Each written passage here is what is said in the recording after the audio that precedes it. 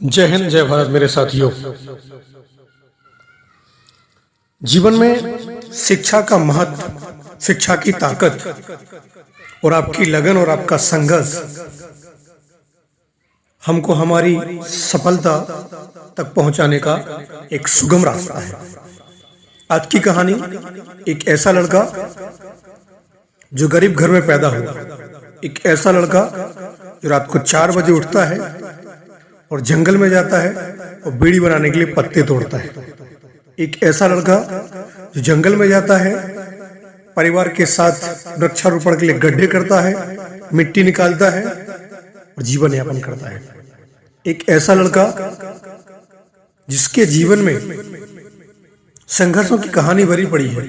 एक ऐसा लड़का जिसने इंजीनियरिंग में कोशिश की, सफलता ना मिली, मन नहीं लगा, फिर उसने अपनी तैयारी शुरू की और डीएसपी की रैंक पाकर सरकारी नौकरी को प्राप्त किया। ये कहानी है राज्य मध्य प्रदेश, जिला पन्ना के श्री संतोष पटेल जी, डीएसपी जो अभी मतलब तैनात हैं। तो उनसे सुनते हैं उनकी कहानी और उनकी जुबानी। प्रयास करूंगा कि जो बच्चे गांव में हैं और खासकर उनके बच्चे जो अनपढ़ हैं, वो माता पिता मजदूरी करते हैं, खेती किसानी करते हैं और वो सोचते हैं कि पढ़ाई में कुछ नहीं हो सकता, 18-20 साल मेहनत करनी पड़ती है, उसके बाद जॉब भी नहीं मिलती। मैं उनके लिए कुछ अपने जीवन के जो मेरे किस्से हैं और कुछ अनसुने किस्से भी होंगे आपसे साझा कर रहा हूं। शायद मुझे लगता है कई बार जब हम अपने ही जैसे किसी व्यक्ति को देखते हैं, सुनते हैं, तो हमारे अंदर के जो भाव होते हैं जागृत होते हैं। मैंने कहीं लिखा था कि मेरे मुकद्दर में जो लिखा है, मेरे मुकद्दर में जो लिखा है वो तो पा ही जाऊंगा, और रब ने मुझे इंसान बनाया है, मैं नया मुकद्दर बनाऊंगा। मैं आपको अपने उस बचपन के दिनों पर लेकर जाता हूँ जब कहते हैं खेलने कूदने की उम्र होती है। तो हम लोग पैसे कमाने लगते थे, क्योंकि हमें लगता था कि जो माता पिता कर रहे हैं, हमारे माता पिता भी साथ में लेकर जाते थे। हमें याद आता है कि हमारे 4 मौसम होते हैं, गर्मी, सर्दी, बारिश। तो 3 मौसम में हम अलग अलग काम करते थे। गर्मियां आती थी तो गर्मियों में स्कूल की छुट्टी भी हुआ करती थी।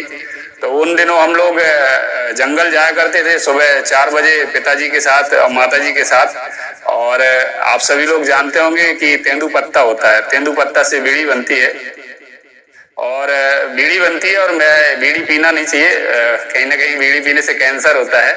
तो हम लोग वो पत्ता तोड़ने सुबह 4 बजे जागकर जब जाते थे तो वहां पर कई अंधेरे में निकल जाते थे और वहां पहुंचते पहुंचते उजाला होता था। फिर तोड़कर लगभग 9 बजे बोरों पे भरकर पत्तल लाते थे, पत्ते हरे पत्ते होते थे, और प्यास भी लगती थी तो पानी मिले जंगल में तो पी लेते थे, नहीं तो क्योंकि हमारा उद्देश्य होता था कि कम से कम इतनी पत्ते ले जाएं। कंपटीशन की भावना उसमें भी हुआ करती थी कि परिवार में लगभग हमारे गांव से 50-100 लोग जाते थे कि हम सबसे ज्यादा लाएं, और हम ज्यादा लाएंगे तो थोड़ा उसकी, जब शाम को फड़ पे लेके जाते थे गिनवाने तो उसकी अलग रिस्पेक्ट हो जाता है। बोले आज उसका लड़का इतने ज्यादा पत्ते लेकर आया, तो उससे हम लोगों को आय होती थी। फिर इसके बाद जब बारिश का मौसम आता था तो जंगल में पौधे रोपण का कार्य होता था, गड्ढे खोदते थे, तो पिताजी के साथ जाते थे। पिताजी हमारे गैती फावड़ा चलाया करते थे और हम लोग गड्ढों की मिट्टी निकालते थे। फिर इसके बाद स्कूल लगना शुरू होते हैं तो स्कूल जाते थे, पढ़ते थे, और शाम सुबह आकर गौ भैंस चराने जाना पड़े, संडे के दिन तो जरूर जाते थे। तो ये बचपन में हम लोगों ने इतना कुछ देखा। फिर धीरे धीरे परिवर्तन आया, पढ़ाई के प्रति उतना रुझान नहीं था, लेकिन मेरे परिवार में लगभग 150 का परिवार है, उसमें मेरे एक चाचा जी हैं, वो पोस्टमैन बन गए। तो जब हम लोग काम करने जाते थे, जंगल जाएं या कहीं और, तो हम देखते थे कि यार हम लोग इतनी मेहनत करते हैं सुबह से जाग कर और हमें कुछ नहीं मिलता, 200 रुपए 400 रुपए मिलते हैं, और हमारे चाचा जी 11वीं पास है और बढ़िया अच्छा खासा वेतन मिलती है और बढ़िया सम्मान से रहते हैं। तो हमारी माता जी मोटिवेट करती थी कि देखो पढ़ाई का अर्थ क्या है, पढ़ोगे तो कुछ कम मेहनत में ज्यादा काम कर सकते हो।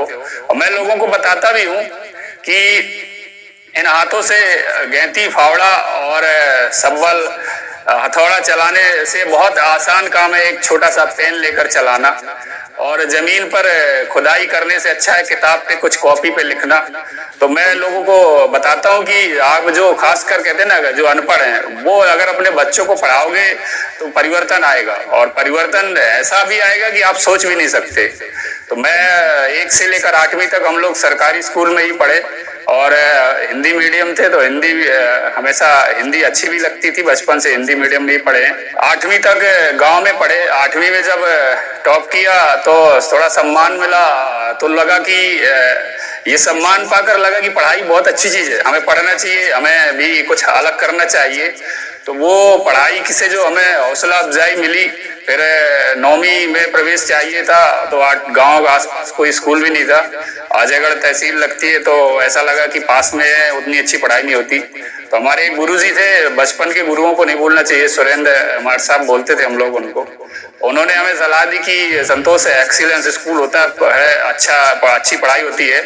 तो हमने, याद है मुझे हमेशा, मैं वहां पर फॉर्म भरने गए, हम लोग, लास्ट डेट थी, और हम लोगों को आजकल जब बस में ऊपर कोई बैठ के जाता है तो हम लोग रोकते हैं, उनको समझाते हैं, और कई बार हमारी पुलिस डांट फटकार भी देती है क्योंकि वो रिस्की रहता है। लेकिन मुझे जब वो दिन याद आता है कि हम खुद, पहाड़ी है पन्ना की, आप कभी यूट्यूब गूगल कहीं भी देखेंगे, बड़ी सुंदर पहाड़ी है, और बिल्कुल हिमाचल प्रदेश के जैसे इसमें यू टर्न लगभग 10 से 15 मोड़ है। उस पहाड़ी में भी हम लोग बस के ऊपर बैठकर फॉर्म भरने गए थे। और जब कहीं आप बाहर जाओ और अपने क्षेत्र का कोई व्यक्ति मिले तो बड़ा अच्छा लगता है। तो ऐसा कहीं भी हो, आप दिल्ली आओ, अगर मान लो गांव छोड़कर, तो यहाँ पे कोई मिलेगा तो बहुत अच्छा लगेगा। तो हमें हमारे वहाँ के एक बाबूजी मिले, तो उन्होंने, हमारा अंतिम डेट थी, रात को 8 बजे तक बैठकर उन्होंने फॉर्म भराया था।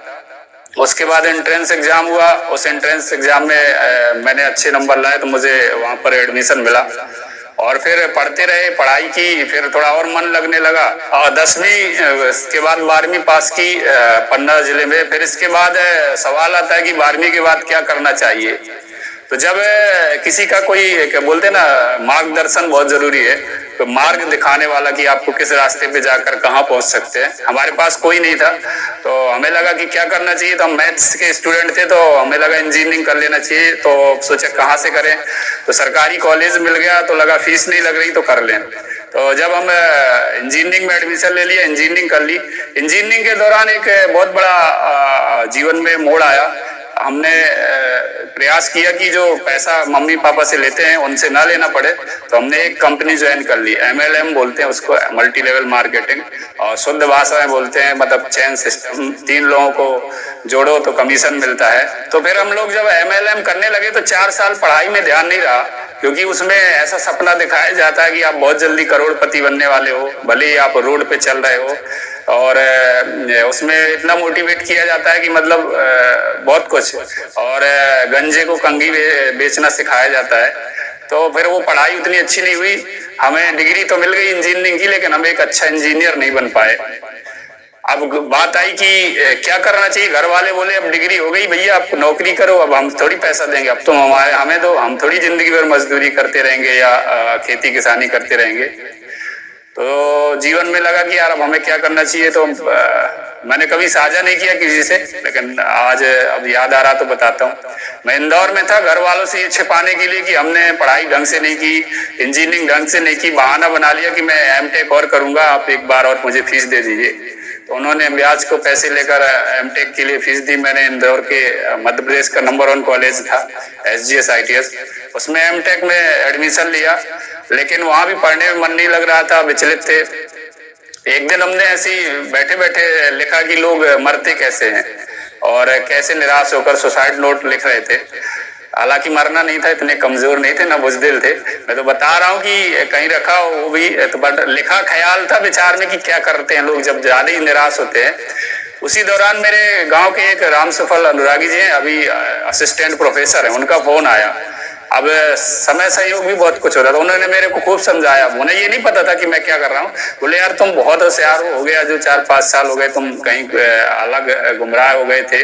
और मैंने उस समय एक 4 लाइन लिखी थी, आपको सुनाता हूँ कि सपनों ने ना किया होता गुमराह है, सपनों ने ना किया होता गुमराह है, तो मैं भी होता किसी बेगम का बादशाह है। तो उस समय जब सोचता था कि यार बहुत 5 साल हो गए, क्योंकि एज भी हो गई थी, हमारे साथ वालों की शादी वादी भी हो गई थी, गांव में जल्दी हो जाती है 20-21 साल में, तो बहुत से लोगों की शादी में भी नहीं जा पाए। फिर तो ये मैंने फिर प्रयास किया, उनने मुझे समझाया और मैं आज भी प्रेरणा मानता हूँ उनकी। पीएससी में हालांकि वो सिविल सर्विस नहीं निकाल पाए, उनने इंटरव्यू भी दिया था, मेंस भी दिए, तब मुझे लगा कि यार मैं पढ़ने में तो होशियार था, पढ़ने ही है, क्यों नहीं कर सकता। आज भी मुझे याद है 3 अगस्त 2015 को मैंने कसम खाई कि जब तक पीएससी नहीं निकलेगी, मुझे लाल बत्ती वाली नौकरी नहीं मिलेगी, मैं दाढ़ी नहीं बनाऊंगा।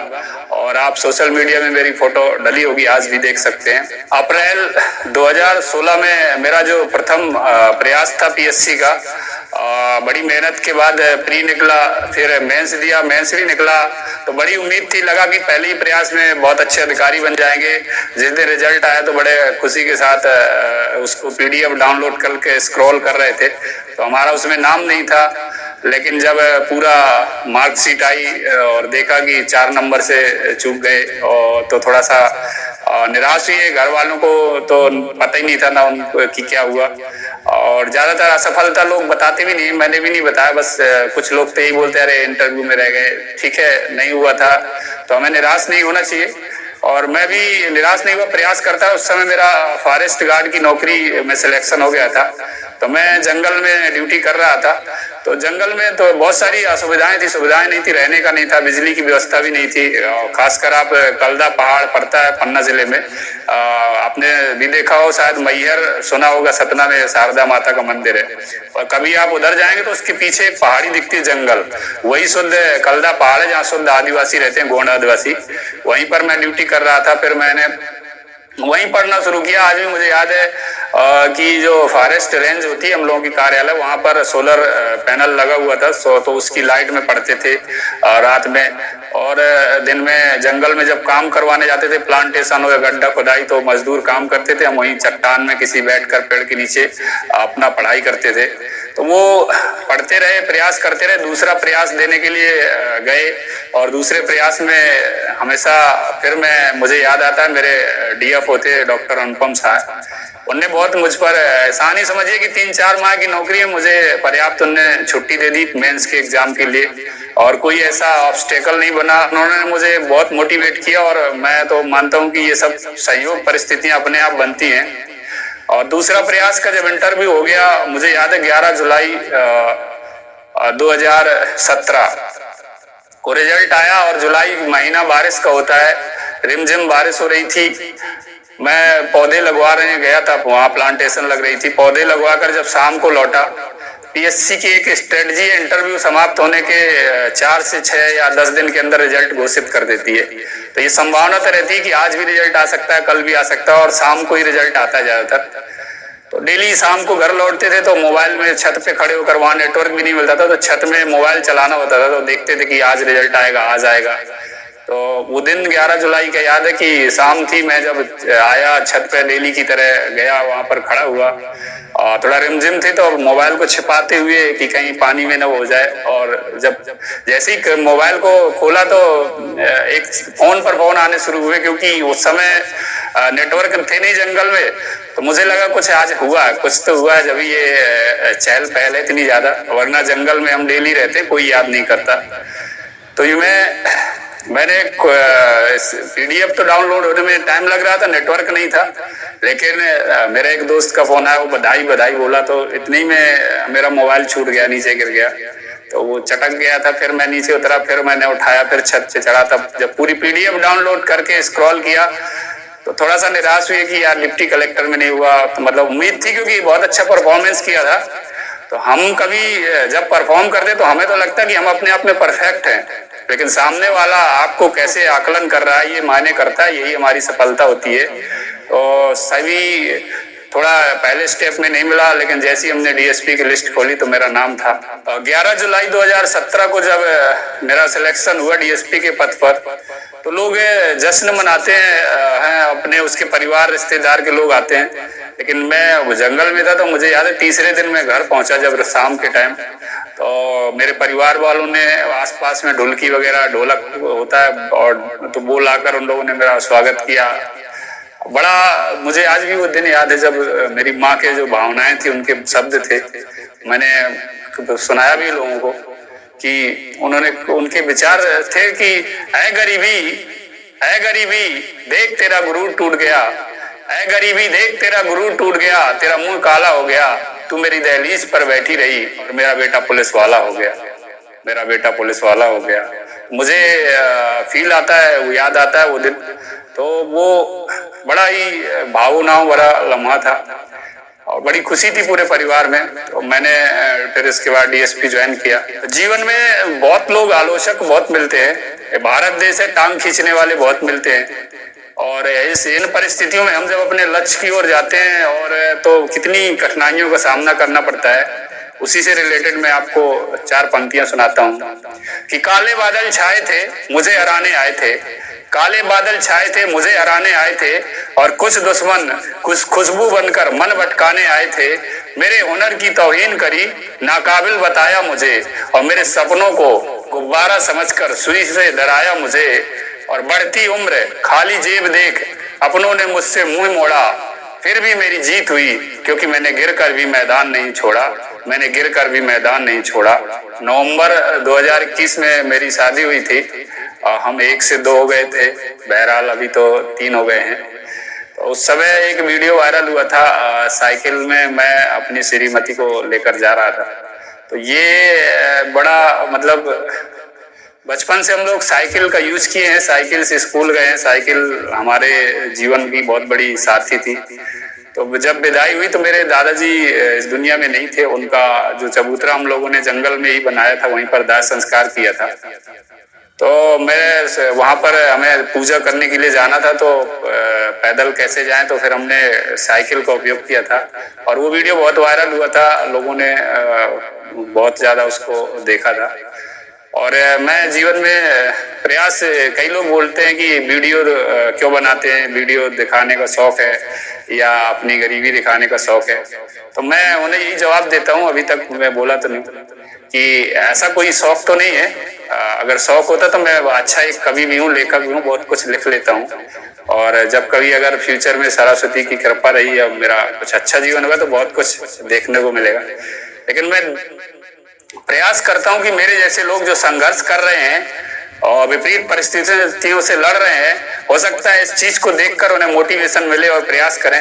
क्योंकि मैं भी जब इस रास्ते पे नहीं था, सही रास्ते पे नहीं था, लेकिन मैंने किसी को सुनकर, किसी को देखकर अपना रुख पढ़ाई की ओर मोड़ा पुनः, और आज एक छोटी सी कामयाबी मेरे साथ है। पुलिस की एक ऐसी छवि है बच्चों के बीच में, फिल्मों में बना रखी है कि पुलिस गुंडागर्दी करती है, पुलिस डरावनी चीज है, पुलिस मारती पीटती है। ऐसा नहीं है। मैं प्रयास करता हूं दिखाने का, ऐसा ये नहीं कि मैं ही अच्छा करता हूं, बहुत से पुलिस अधिकारी, हर एक पुलिस का अधिकारी बहुत अच्छा ही करता है, कभी कभार कोई गड़बड़ करता है। तो ये खाकी वर्दी जो है ना, जब हम पहनते हैं ना, तो ये अलग ही दिखती है। अगर आप छोटी सी भी गलती करते हो, अगर आप ऐसे खड़े हो ना तिरछे, तो वो भी लोगों को अलग से नोटिस होता है। लेकिन सामान्य व्यक्ति सामान्य कपड़ों में उतने ज्यादा गौर नहीं कर पाता। तो हमें लगता है कि पुलिस की कमियां तत्काल लोगों को दिखती हैं। फिल्मों में भी पुलिस का गलत रूप दिखाया जाता है, लेकिन पुलिस दिन रात चौराहे पे खड़ी हो, आप देखोगे, आप कहीं अकेले हो, आपका दोस्त नहीं पहुंचेगा, रिश्तेदार नहीं पहुंचेगा, लेकिन पुलिस पहुंचती है।